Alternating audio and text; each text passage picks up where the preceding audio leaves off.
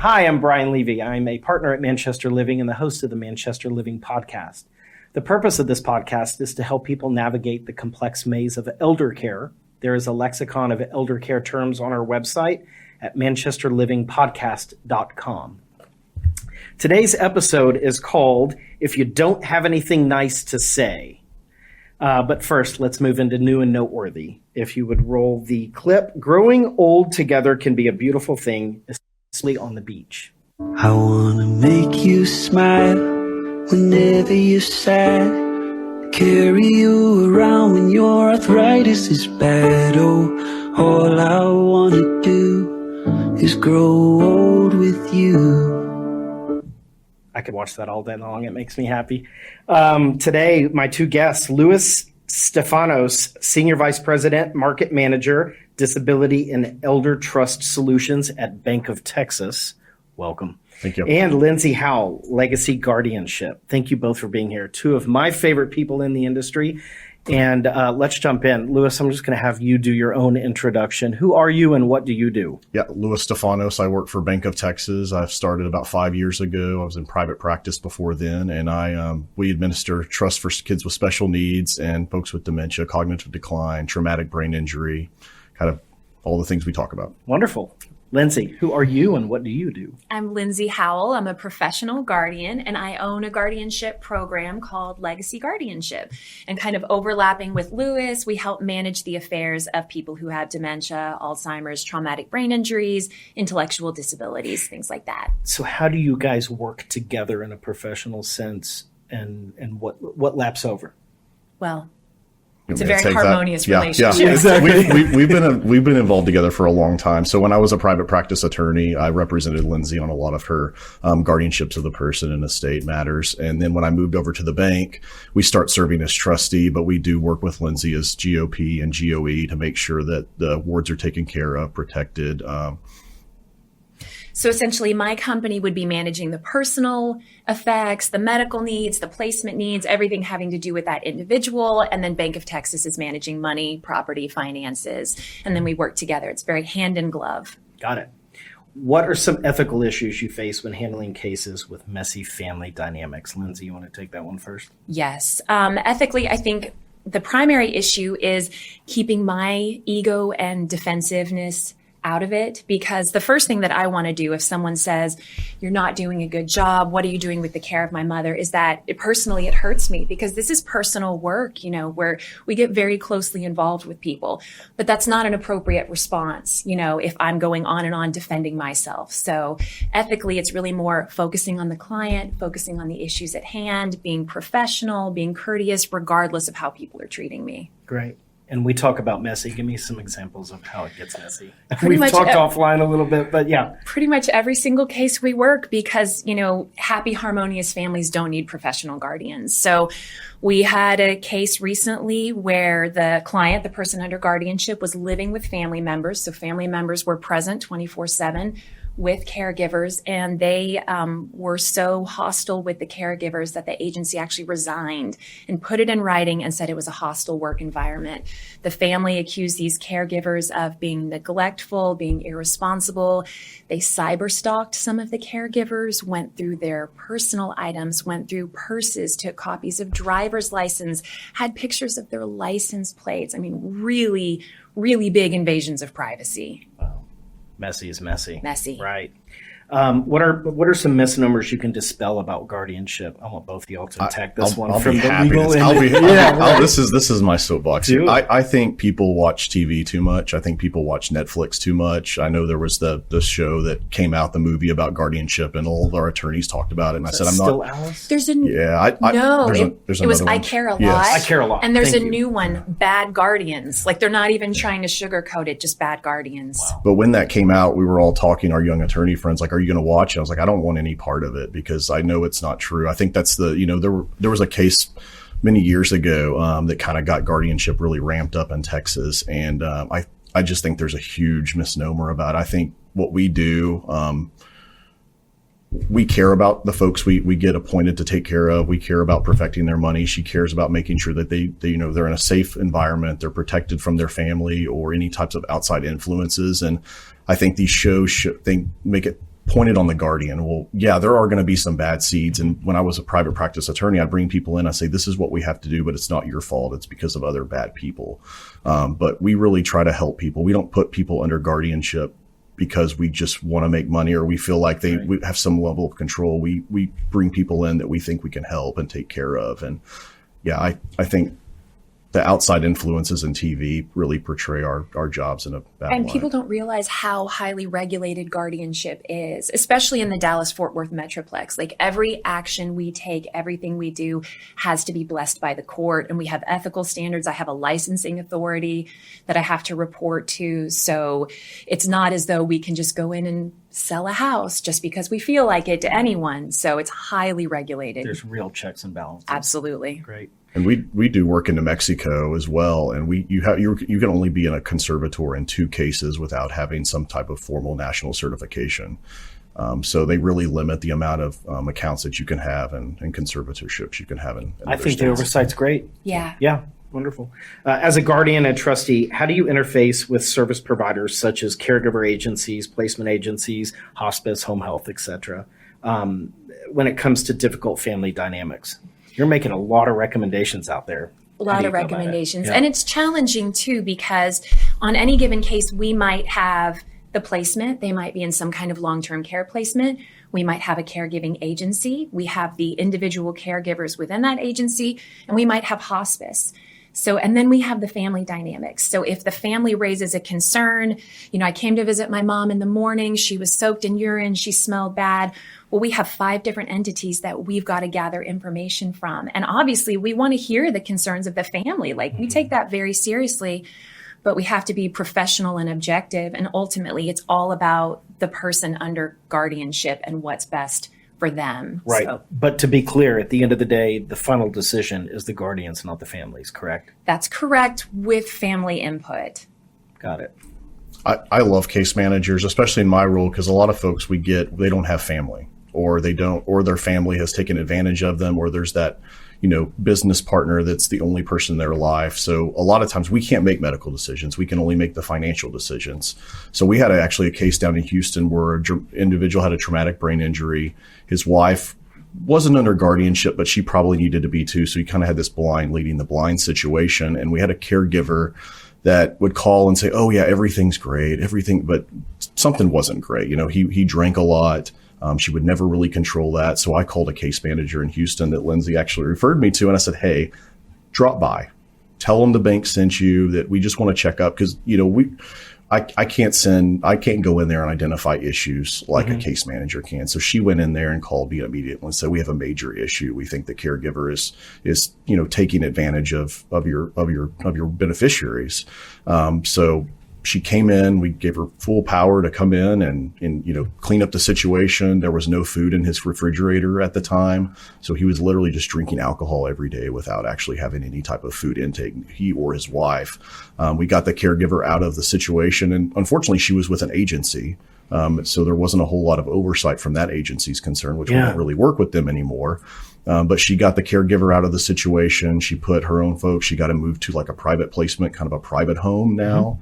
And we were able to sell us home. And we still have the caregiver who will try to call us to find out where they are. Of course. Some of these folks just don't get it. But I love having the eyes and ears of a third party case manager. So in your role, are you typically proactive or reactive? Depends. It could be both. Yeah, I don't just hire a case manager to hire a case manager, because obviously that costs money and depending on the value of the trust. But if there's something that just seems a little bit odd, seems a little bit off, then we're happy to send somebody in. And what we tell the case manager is just say, hey, the bank sent them out there. I talked to Lewis. He just wants us to check up on you. And we've used her in 2 situations down in Houston, and it was kind of a dumpster fire, and she's been really able to get in and act in the board's best interest. Yeah. And in your role, proactive or reactive?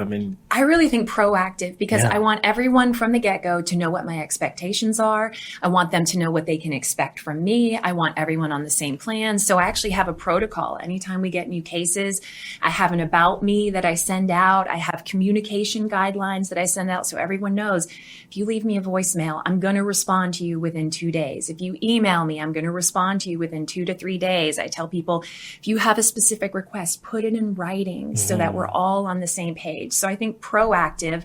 And I also want everyone on their best behavior because we deal with all these messy family dynamics. So I often have to educate family members, don't talk about money. Don't talk about your issues with your sister. Don't talk about the drama that happened at grandpa's funeral. Keep it clean. Right. People just don't know.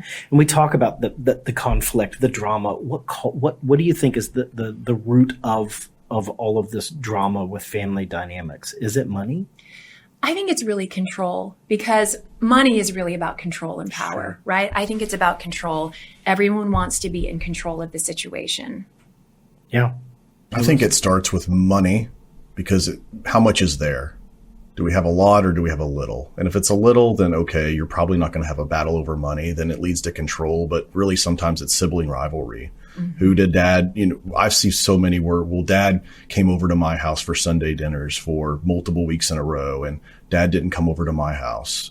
A lot of it's sibling rivalry. One of the funniest story, I worked for Judge King in Tarrant County and he tells a story. He was doing a mediation and these two sisters were just going at it. And at the mediation before he goes, let's just get y'all together. I want y'all to go face to face because they really hadn't been face to face. They backed it through their attorneys and he sat them down. And after 30 minutes, it was all over an issue with one girl taking the other sister's prom dress when she was like 16 years old. Wow. And then when they got that out, the case settled that same day. So I think a lot of it, I think it's a good combination of the three. You just have to get in and identify it, especially from an attorney standpoint, is why is my client here? What are they trying to accomplish? And usually you see a lot of fighting between sisters, not as much between brothers, because brothers are like, okay, this costs money. I don't want to spend money. I just want to make sure we resolve it as quickly as possible. There's a lot of emotions. So yeah, I think they're all intertwined, but I think you start with how much money is there because that'll answer a lot of questions. And we talk about this drama. How does that affect the patient, the client, the person? Even if they're incapacitated, they have dementia, they have brain change, they can still feel that tension. That's the hardest part. And I think that I see family members that will intentionally try and get their loved one riled up. Like they will specifically come in and say, well, my brother's not visiting. He didn't come to see you. He took all your money.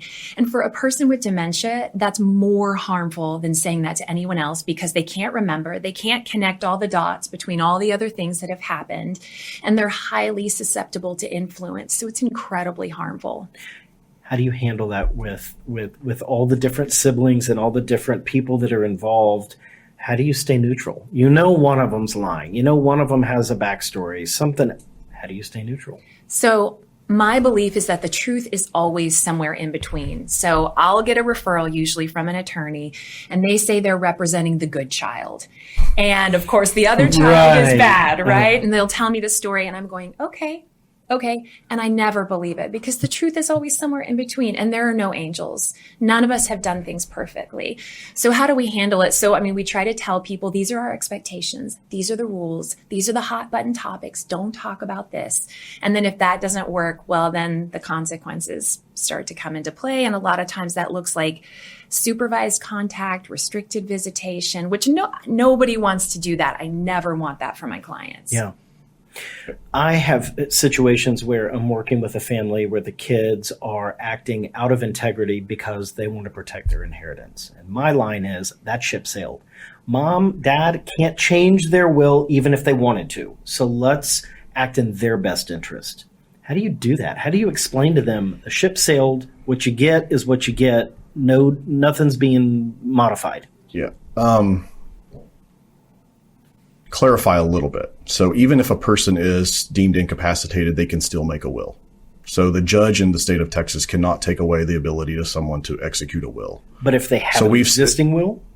Doesn't matter. Okay. So Lindsay doesn't have a will. She has a court order guardianship tomorrow. She says, I want to go to an attorney. I'm going to make a new will.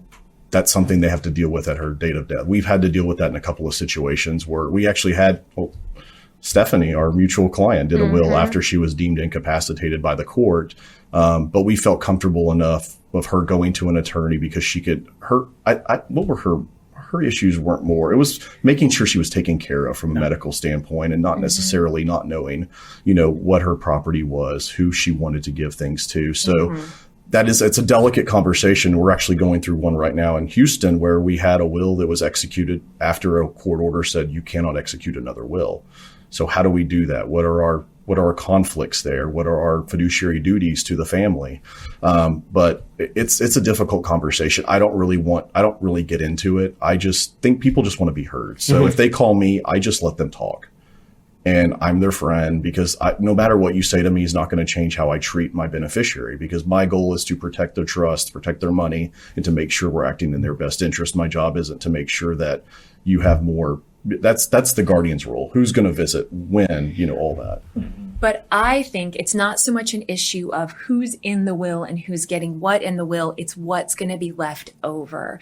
The pushback that I get from so many of the family members is that they are upset about the cost of care for their loved one because they perceive that we are spending their inheritance. So especially situations where people are at home and have 24-hour care.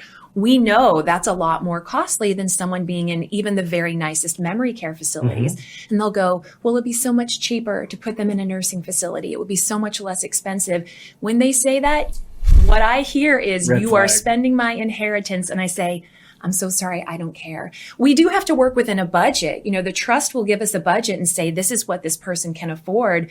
But if on the day that person passes, if they have 20 cents left in their bank account, fine. It's our job to take How care do of you them. not lose composure and respond inappropriately when you see an adult child acting out of integrity like that? So I have to check myself, Yeah. and I look at how I want to respond. And if I find that I have written out a 3-paragraph long email, then I have gotten off course. Shorter is better. Simple is better. Keep it simple. Stick to the facts. Great advice. We like to tell them we're just doing what the judge told us to do. And really from a GOP standpoint, you want to have them in the least restrictive setting as long as you possibly can, which is the home. So as long as they can afford home care, and we've gone up to that last line of, okay, we need to sell the house and get them moved or we're going to start running out of money. So we don't say, okay, there's $500,000 left. Let's just do it now. I mean, we're going up to that line to make sure that they're in that home as long as humanly possible, as long as they're being taken care of. So that's an expectation of the court, because if we move them, the court's going to want to know why. Right. And we can't say, well, the family said it was too expensive. Got it. Lindsay, when would be a good time for a family to enlist your services or the services of a guardian? I think even not just a guardian, a professional case manager, someone who specializes in senior living and caregiving issues early on, because I think then you can work together on what to expect. How are things going to change? How are these people's needs going to evolve? So I think sooner rather than later. Great. Louis, your services. I think from a special need, the court created stuff that takes care of itself. That's when the ship sailed. We have to go to guardianship. There's no powers of attorney, or there's something going wrong. Like I say, when you come to me, something probably bad has happened to you. But from a special needs trust standpoint, I think when you don't really want to understand the complexities of managing a special needs trust, someone on benefits, because depending on what benefits there are certain things you can pay for, cannot pay for. And I got the question recently from some friends, why should I choose you to take care of my kids' money if something happens to us? And I say, well, you're alive right now, so your family's going to get along. But do you want your brother or sister and an uncle to go to your son or daughter and say, hey, no, I'm sorry, that car's too expensive. Right. What do you think that's going to do? It's going to create a little bit of family strife. So from a special needs trust standpoint, I say it's the complexity, it's the risk involved. And sometimes these parents, especially special needs kids, have so much on their plate. They're taking care of a child 24/7. They're trying to work. They're trying to make ends meet. You don't get near enough money from the government from a benefit standpoint to take care of food and housing and everything that you need. So they're stressed. They're overburdened. So let us come in. Let us take care of the financial piece. Let us invest your money. Let us grow the account and let you just be the parents. So it's not negative to be in guardianship or to enlist your services. It has a pejorative connotation, but it's not a bad thing. No, I always say that my favorite cases are the cases where we can come in and take some of the burden off the shoulders of the family members. Most of the cases we get are because of family conflict, sibling rivalry, but we have a small portion of cases where people just need help because their loved one's needs are very complicated. Maybe mom or dad was bipolar for, their entire life, and then they get dementia and the kids are going, I just don't know how to handle it. I love those cases where we can come in and then restore just the parent-child relationship. They can just love having a relationship with their parent, and we can do all the hard work for them.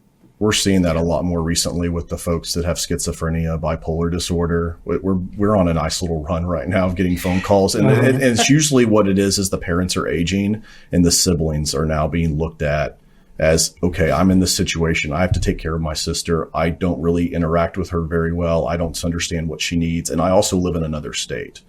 So what can you do to come in and help us? So that's what we've been getting a lot of referrals from, just in terms of going on our website and saying, hey, I need help, is those situations where, oh my gosh, my parents can't do this anymore. I don't know what to do. I live in South Carolina. Right. Please help my sister.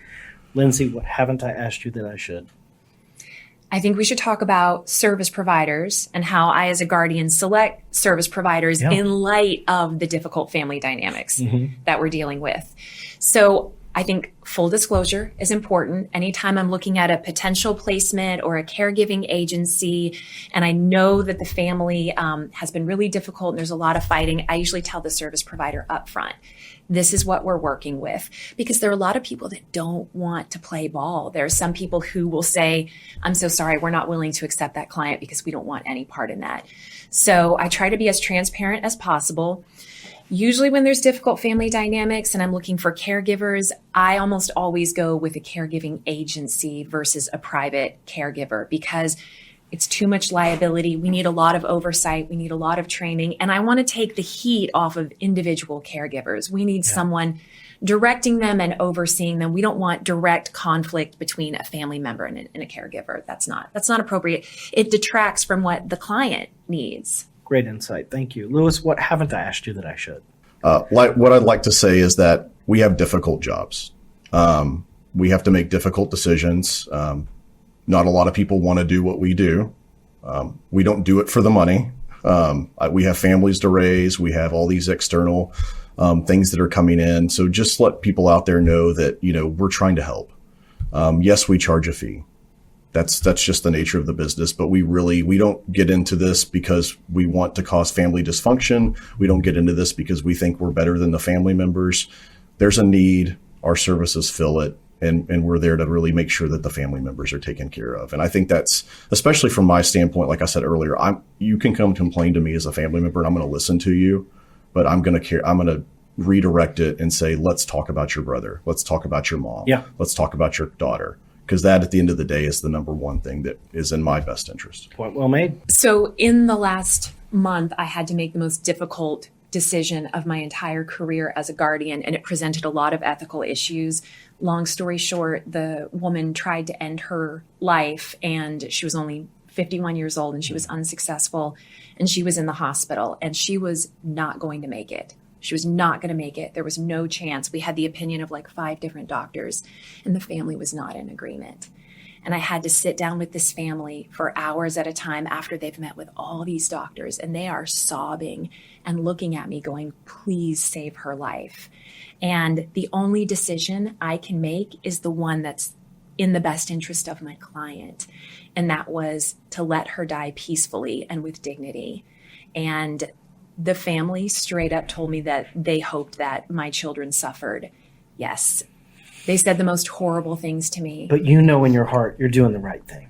Yeah. Yes, I knew I was doing the right thing, but I wanted so badly to take away their suffering. I wanted so badly to make it easier for them, but I couldn't do what they wanted me to do. I had to do what was in the client's best interest. Thank you for sharing that. So along those lines, as fiduciaries, we're in these roles of protecting our clients. When do you find it appropriate to reach out to Adult Protective Services, the authorities, probation officers, if there's a criminal involved? When do you think it's appropriate? By statute, we're supposed to make a report to APS anytime we suspect abuse, neglect, or exploitation. Even if we don't have all the evidence, it's their job to investigate. So we're supposed to report to APS pretty much anytime we have a concern. So I make a lot of APS reports, especially when it's financial. On the case that I was just describing, ironically, the family called APS on me and said that I was neglecting her while she was, in the hospital on life support. So we deal with a lot of heat and criticism. I feel like you're on Jerry Springer sometimes. Yes. Wow. All right. Thank you guys for sharing. We could go on all day, but we don't have the studio booked that long. So we're going to roll to the nugget portion of this episode. If you put up this visual, I love this visual, and I talk about time a lot on this podcast. Time, all we really have is time, and this is a great visual. So make the best of every day. Wow, that'll pull at your heartstrings right there. All right, we're going to move on to the lightning round of this episode. This is an opportunity for viewers to get to know you guys on a personal basis. Start with Lewis, move to Lindsay, round robin. Lewis, where were you born and raised? Dallas, Texas, born but raised in Royce City, Texas. Lindsay. I was born in Duncanville, Texas. Wow. Lewis, where did you go to college? Midwestern State University in Wichita Falls. I went to TCU and UNT. Fancy. Do you have siblings? I do. I'm my parents' only child, but I have stepbrother, stepsister, half brother, and then 4 step siblings on my mom's side. There you go. I have one sister, and I'm really close to her. Love it. Do you play an instrument? I played the French horn in middle school, but no, I do not play an instrument. You right know now. what I'm going to say. I do. This one time. This band camp. Yeah. Lindsay, do you play an instrument? I'm actually a classically trained cellist and pianist, and I went to the Performing Arts High School in Dallas. Of course. Went to Booker T. Who knew? Are you still in touch with childhood friends? Not the ones that I was closest to. The ones that I talk to now are the people that I really honestly didn't even talk to much in high school. That's which how is it works. wild. Yeah. Lindsay? Yes, my high school friends, still my best friends. Spicy food or plain Jane? Oh gosh, plain Jane. I can't stand spice. Spicy. There you go. Call or text? Oh, text. I will not pick up the phone. You have to text She me. You have won't. to schedule She a phone call, and you have to text me. I have to schedule a text Honored with you her. talked to me on the phone. Ever broken a bone? No. Yes, I fell out of a tree when I was a kid and broke my left elbow. And when I was 20, I broke my ankle roller skating on Swiss Avenue in Dallas. Wow. I want to know more about roller skating, but that's a different episode. I was Favorite ice sober. cream flavor? Chocolate. Lindsay, Cookies and cream? can you change a tire? Yes. Absolutely not. iPhone or Android? iPhone. Lindsay. iPhone. Favorite movie genre? Used to be comedy, but I love the Bourne movies now. Any kind of spy thriller gets me. Sci-fi? Sci-fi. Karaoke, yes or no? Yeah, sure. Absolutely not. Favorite band? Blink-182. Come on. That's such a difficult question. Favorite band? Only one answer. Probably Stevie Wonder. Okay. Yeah. Most gratifying part of your career? Getting to help people that can't help themselves. Beautiful. Having Lewis's wonderful wife, Christina, work for me. I love that. Thank you both for being here. Y'all are great guests and very knowledgeable. I really you. appreciate your time. I know y'all are busy. If you want to see this episode or any past episodes, you can dial it up on Facebook, YouTube, manchesterlivingpodcast.com, or wherever you get your podcasts. Thanks for watching today. In closing, we are going to put up the URL before the credits for both of these nice guests. And if there's anything I can ever do for you, don't hesitate to call me directly. Thanks for watching.